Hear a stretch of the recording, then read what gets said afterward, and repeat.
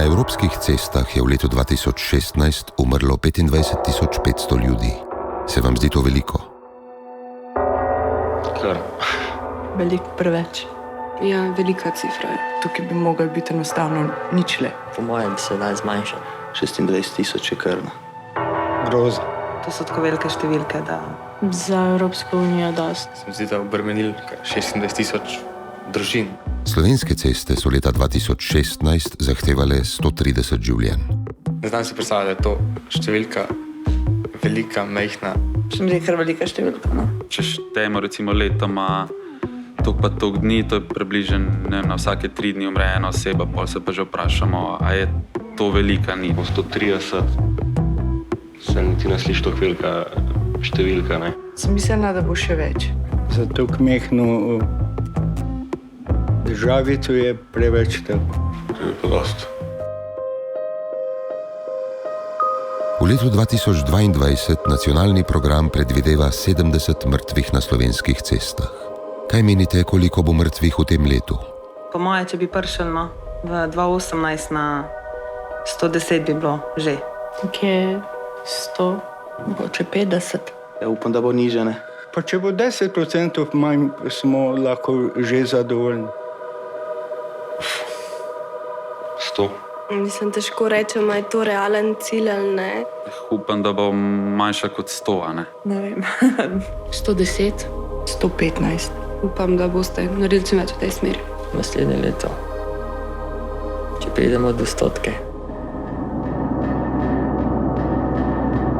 Kaj pa, če bi bila smrtna žrtev le 1 ali 2?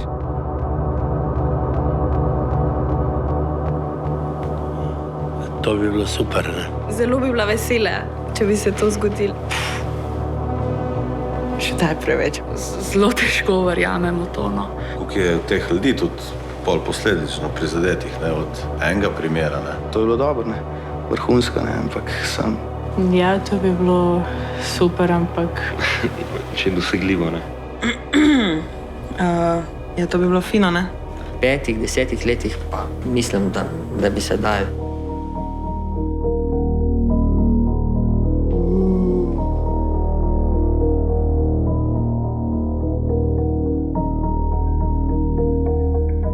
Kdo je to?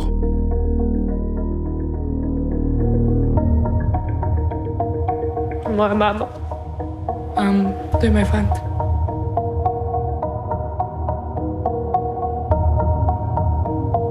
Moja starša. Moja sestra. To sta moj oče pa mami. O, to je moj ati. Moji vnuki. Moja punca.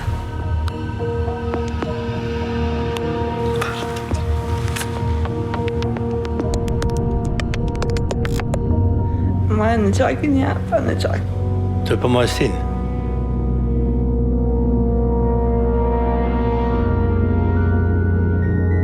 Se vam zdi to še vedno sprejemljivo?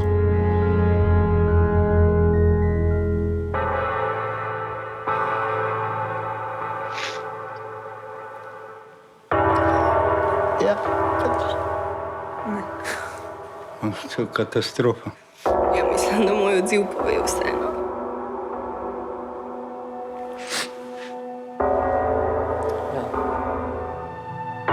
Grozen.